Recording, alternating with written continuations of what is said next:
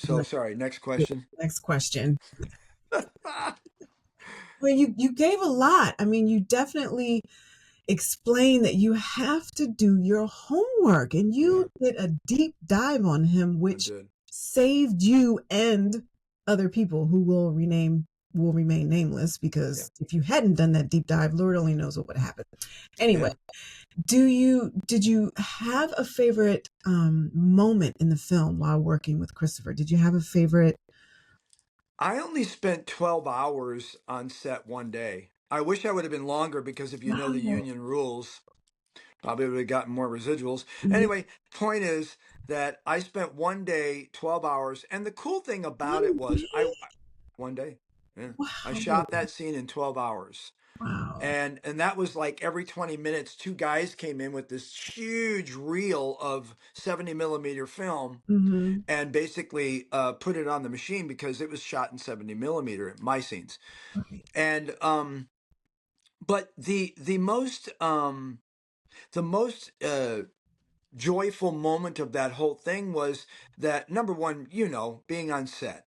Yeah. That's what feeds our soul, Mhm. you know. And if you play it the right way, and you don't, we're not beginners. Then it's just a neat experience. And in that case, I'm sitting and holding in a very special area where like it was like guarded Mhm. with all the guys Mhm. and Mhm. we kind of throwing stuff around. Now I can't really throw around some of the stuff they're throwing around because these are like A-listers. Right. But interesting thing is that people have said to me ongoingly in all my interviews, they go, "Well, did you get a picture with Christopher? Did you get a picture with Matt Damon? How Mhm. about Cillian Murphy?" And I go, "Did they get one with me?"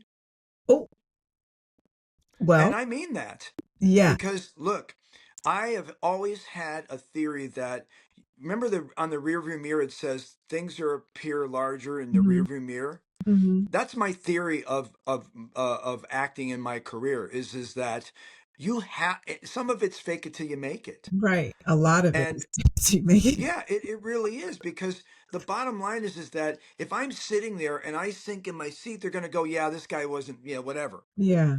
Yeah. I was picked. I'm going to just go out on a limb and say this. I was picked by Christopher Nolan, Wow. probably one of the, well, if not the top Mhm. directors in our history, along with a few others. I was picked by him, no callback. And I know a guy that auditioned for, there are several people. If you watch that film, there's not a lot of people with more than a line. They go, oh, like I know a guy that I was talking about that told me the film's coming out. He had his line, and I don't remember it. I'm just making it up. I hope he's not Mhm. watching. But it was like, I'm over here. And then there was another woman that I saw in it, and she's pretty well known. She was like, oh, okay. And that's what they did in the film. I Wow. had like five, six, seven lines, and it Mhm. was instrumental in the scene. Right. And at Clearly. the end, if I didn't agree, it wasn't about Groves who played what's his face across from me, Matt Damon. I hired Matt Damon, and I mean basically in that. No, really, that's who hired Matt Damon's role. General Groves was hired or put in that, and he didn't, and Marshall didn't even want that general because he didn't think he was capable, but he did it Yeah. anyway. The Gotcha. bottom line is that the joy of it was spending all that time and being able to be in that. That's Mhm. the that's Mhm. the frequency Yes. that we all want to be in. Yes. We So don't want to did be like back in the days as an extra going, no. we got to wait in this line to get our food, Yes. like Oliver. Which there's nothing More wrong with that if that's what you choose to do. So right. did they get a picture with you or not? Yes or no? Okay. Okay, moving on. Wow. Okay, I saw a video on your webpage of you dancing in your costume from Oppenheimer, and you started popping. Oh yeah, yeah, Man, you can really dance. You were yeah, popping, you were like doing the oh gosh, what's his name? Fred Astaire with the yeah, clapping of the legs. yeah. All you needed was the umbrella. I tell you, that's all you needed was the umbrella. And then one day years ago, I turn on Ellen, Oh yeah. and who do I see? Will Yeah. dancing on, I had no idea that you could dance like that. So you have been trained hip hop, classical ballet, Yeah. jazz. Where Yeah. and when did all that start? Well, I was in prison. I mean, Uh, I'm kidding. I'm kidding. Uh, so, um, when I started, I actually started about. I was one of those people that grew up and said, when I was a little kid, I knew that I was going to be in the industry. mhm, So this is what I wanted to do. My mom said, yeah, and I watched all the cartoons. But probably in my teens, I went, I want to go to Broadway, and I couldn't move, let alone dance. But I went and I did like 5 days a week. I was doing 2 or 3 classes a day, and took Cicchetti ballet, modern, jazz, tap. I love tap. I wound up doing Singing in the Rain at one point. It was one of my idols was Donald O'Connor, who's Make 'em laugh, uh-huh. and so that was kind of my thing. But on the south side of that, I was really big into popping and locking and breakdancing, and I was one of the people throwing down cardboard and doing Oh back my spins and stuff. goodness. And interesting thing, now one of my very good friends, John Chartier, is the guy who played Ramo in Beat Street, and that's one of my favorite movies. And actually, I'm going to something this weekend with him, with Mhm. where Melly Mel's going to be there. Might have Dre there. It's a really big thing. Tony Wave and all these different guys. And I met Tony. I did a gig in Arizona recently, and I was there with John and became good sort of acquaintances with Tony Wave, and he goes, "You got to have Will at this thing at the Soho House this Sunday. It's a big event." I'm like, "Cool." And it was funny because we were at this event in Arizona, and we're standing there, and my friend John says, "We got to be careful and so on how we come across." I go, "Okay." He goes, he looked out, and everybody's in the dance floor. And Tony's out there. He's like, ba knocking it down, and he has a kind of a electric type of popping and locking. Mhm. And my friend John said, go on, go on. So I go, really? He goes, yeah. I go, so I walked out, and I do like all the hat spinning and stuff like this. So I walk out there and I go, boom. And I saw like this, and I look at him and he goes, what the, and he's like, oh my God, here's this like middle-aged white guy. So Yeah. that's so I consequently so the reason why I talk about all the different skills is because I spent so many years um developing all these skills, and Mm, now they've come into play, yeah. and it's a good thing because again that gets it's like you stunts and what you do and how you do it. It gets you more opportunities. Right, exactly. I cannot, I'm just amazed at all the things that you do. So you have also broken some world records with your gun spinning and lasso. How do you say that? Lasso, your lasso Trick roping, tricks? trick Trick roping. roping. Yeah, Exactly, exactly. yeah, And you're a cowboy. I just can't keep up with you, Will. And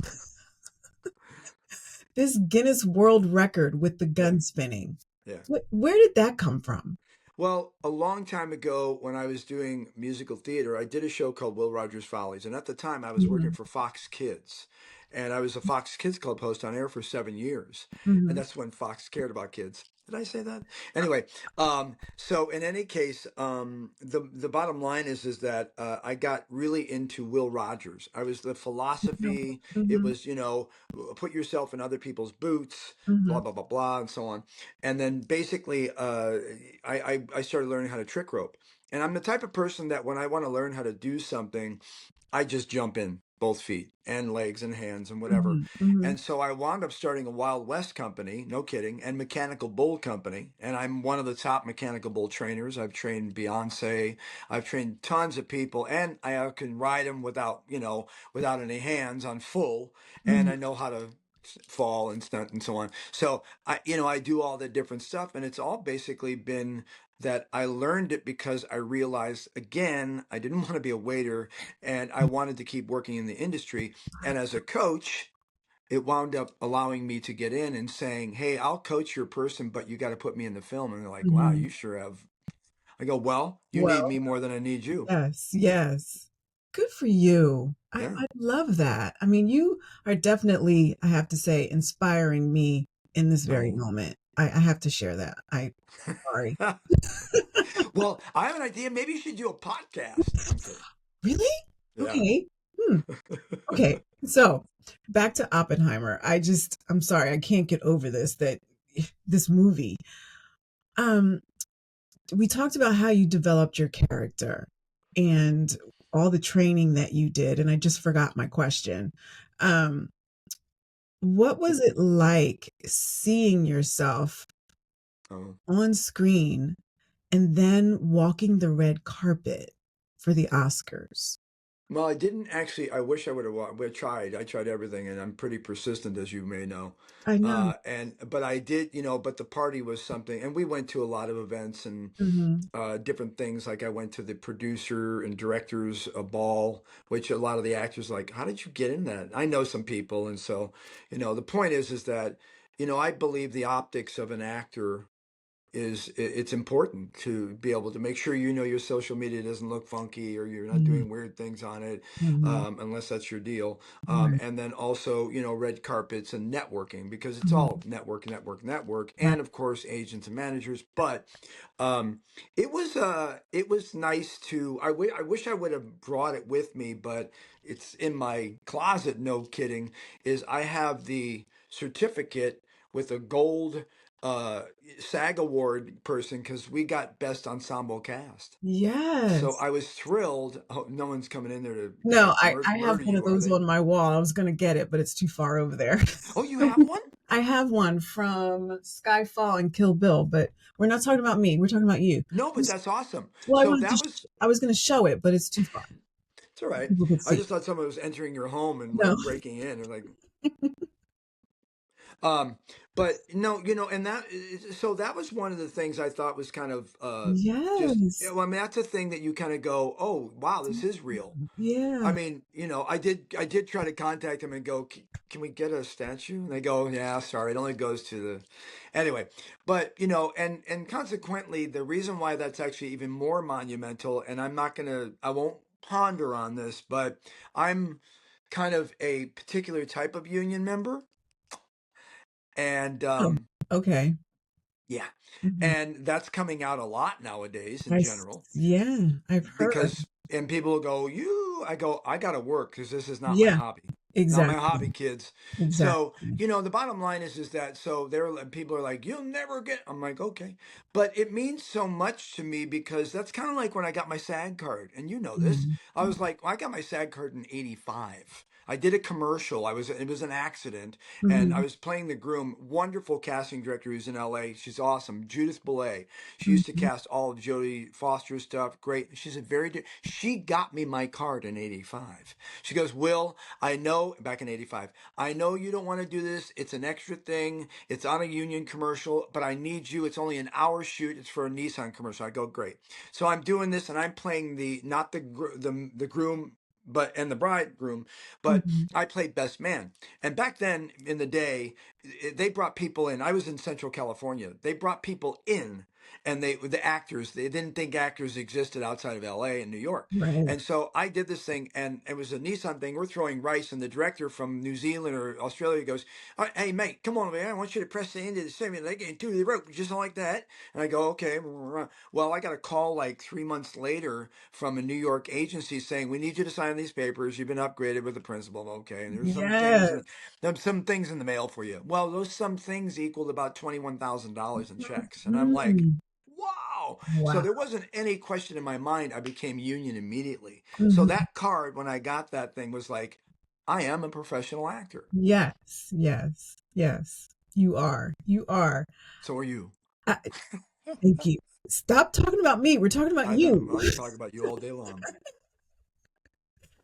Oh my goodness. Okay, back to my questions. Yeah, sorry. Oppenheimer. Okay, we're going to move on from Oppenheimer. Yeah, okay. If you could talk to your younger self. Oh, I just lost my earring. Oh, I told you that was like an AI effect or something. What the hell was that?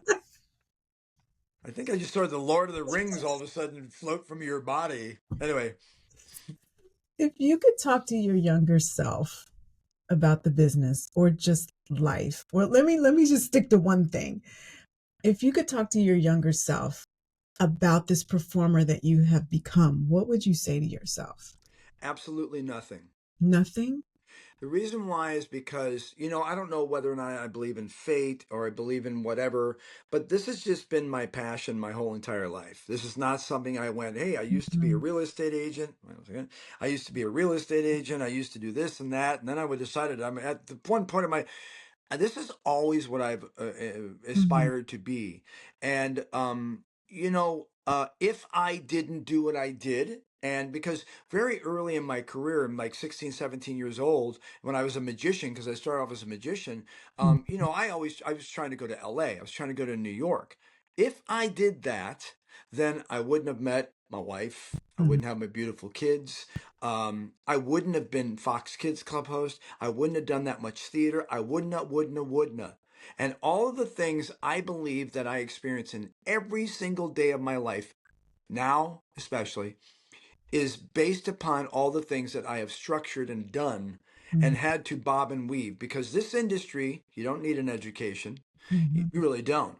You don't need the degrees. You don't do anything. You can whatever. And if you had more time, I'd get into that about what I haven't done in my life. But the reality is that I made a decision to be a lifelonger, and and a career actor. Mhm. And everything that I have done, thank God that I did it the way I did it. I mean, sure, maybe if I would have been in New York or LA, I might have been a child star. But here's the thing. I'm glad that I didn't get that when I was younger, Mhm. because most of the people I know that have that happen to them, Yeah. they're typecast, they never can Mhm. do anything, they end up on reality shows. Mhm. I'm actually glad that things have happened. Now I'm ready to be an A-lister, because I will be. Mhm. You But are. yeah, well, the bottom line is that all these things have played into this very moment, and I am a firm believer in that.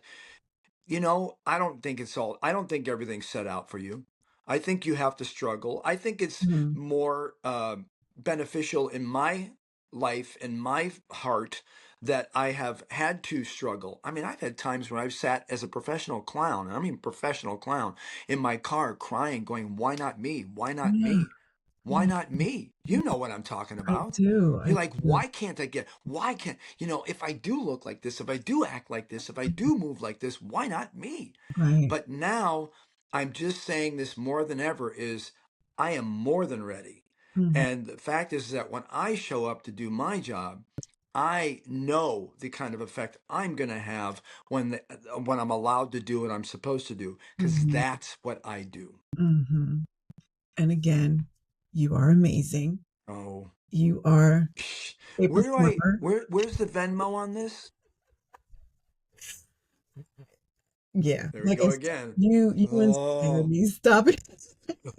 You inspire me like you would not even believe. Oh, I appreciate that. You do. So And I have speaking to go. of, Bye. No, I'm kidding. oh, where are you going? So in saying that, what tips would you give to actors? Because I know you have so much and you give a lot. You have your own YouTube channel. Yeah. You have your Yeah. Instagram that you Yeah. are consistently just giving away information. Right. I try. What can My you pearls of wisdom. yes, pearls of wisdom. It's pretty simple. Mm.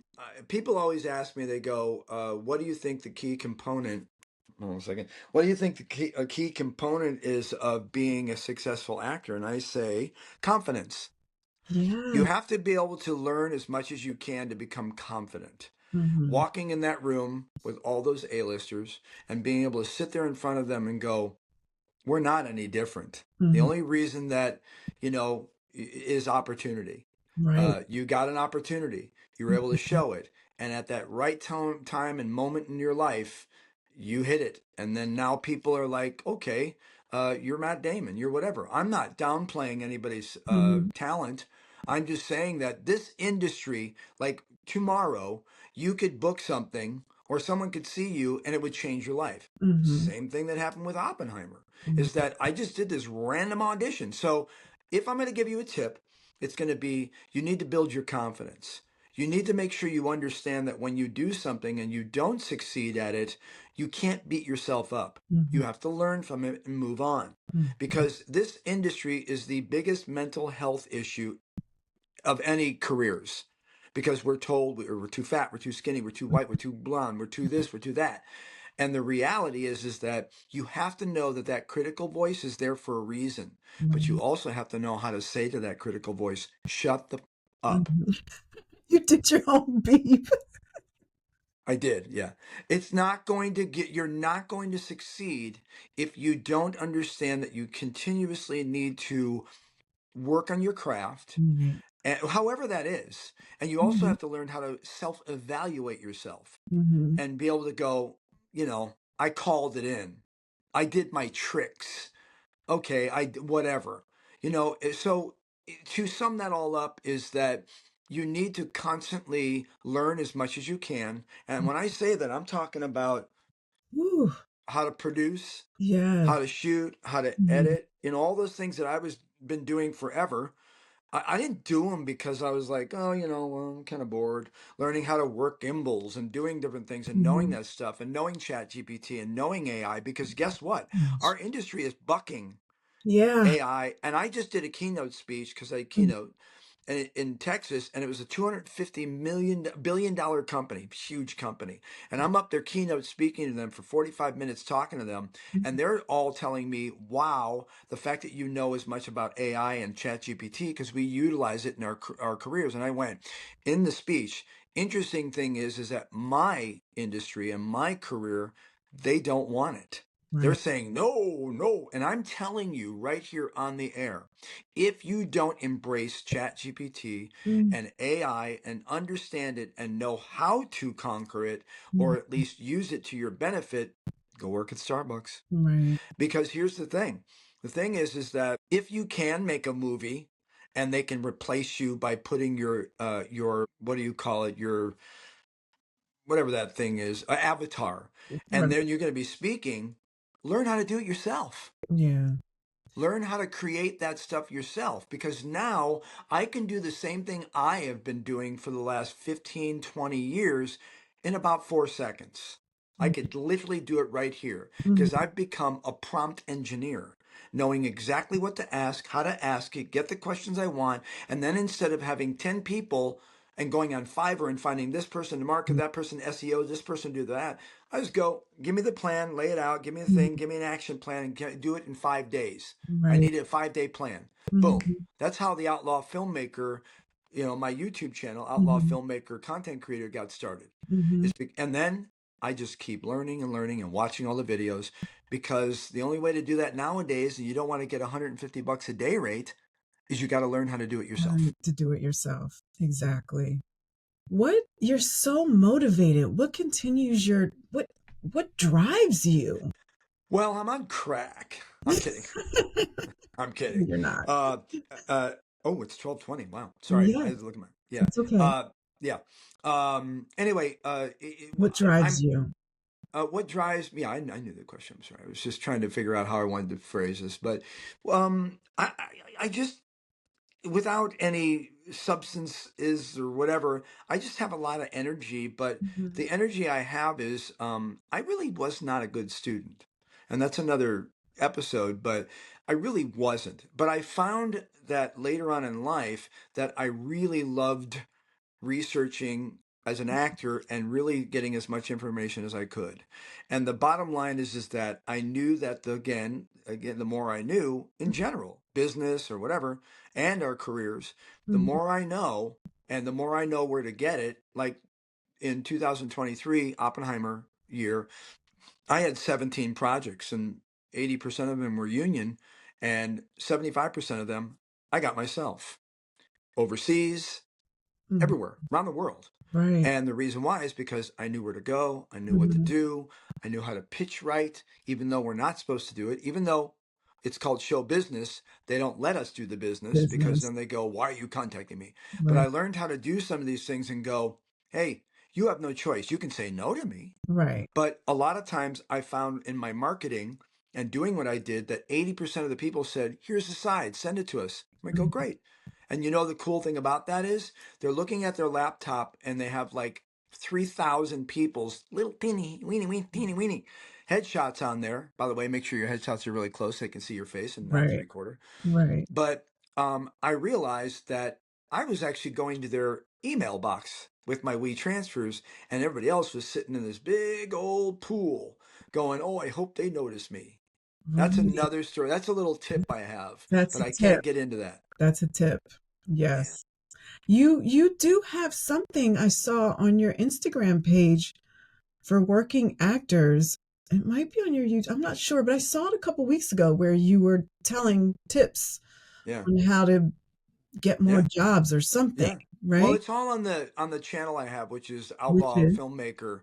That's the whole thing I'm dealing with. mhm, How to get, go viral on your stuff and how to shoot it and how to edit it and mhm, then how to use AI, ChatGPT, as a filmmaker, instead of doing shorts, which I think are a total waste of time because, no one's going to fund anything anymore. You got to do your own thing and then hopefully mhm, it gets streamed, whatever, or mhm, verticals, whatever, so much out there.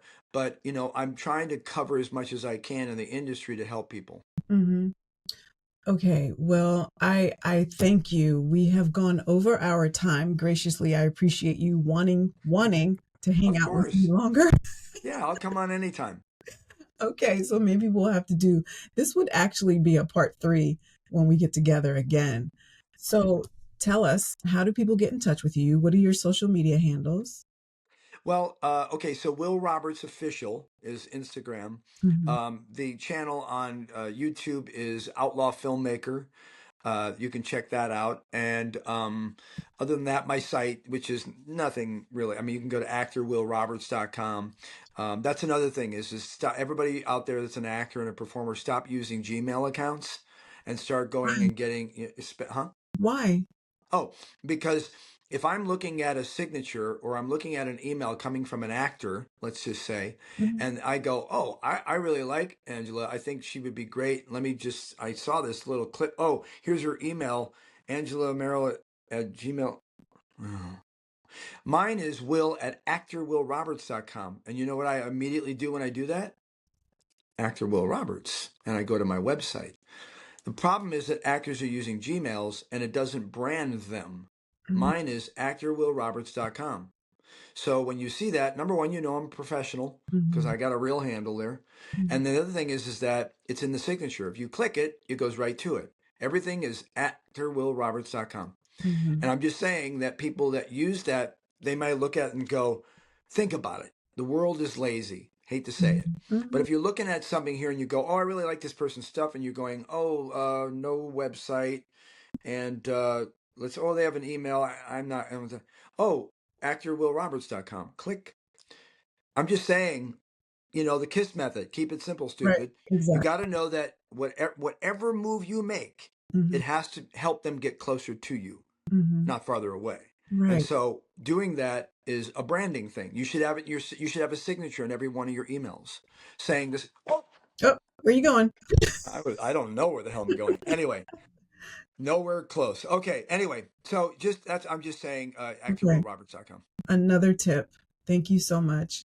Yeah. Thanks, Will. It was a pleasure. You're awesome. Thank you. And I hope to someday that you get a chance to on screen is kick my ass. That's what I hope. You you've been saying that for quite a few I years. know I have. And we did a small video 100 years ago. I wish I still had that, but Oh, you don't um, have it? Ah, I was going to ask you about that. yeah, I don't think I have it. I might be somewhere, but I'm not really sure where. But Yeah. Okay. anyway, well, thanks very much. Thank you for watching. Remember to hit that like and subscribe button. Make sure to follow Angela Merrill and On the Edge with Angela Merrill on IG for quick clips of every episode.